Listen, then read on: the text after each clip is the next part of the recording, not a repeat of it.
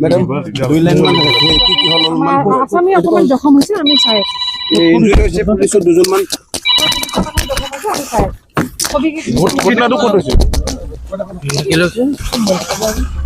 এটা শুট কৰিছে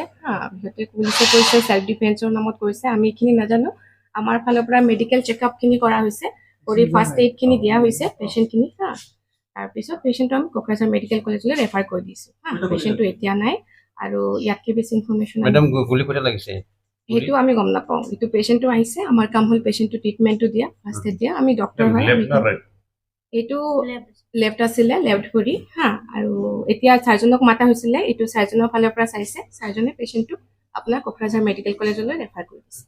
হ'ব দে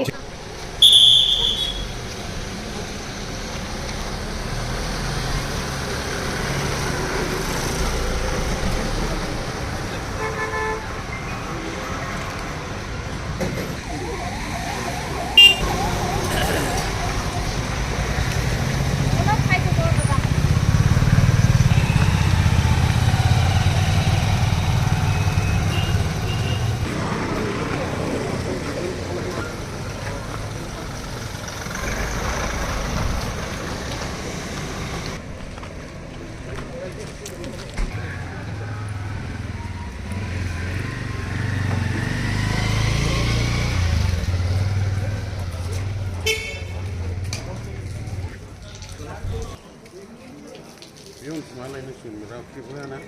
Ito ang. Kaya mo siya,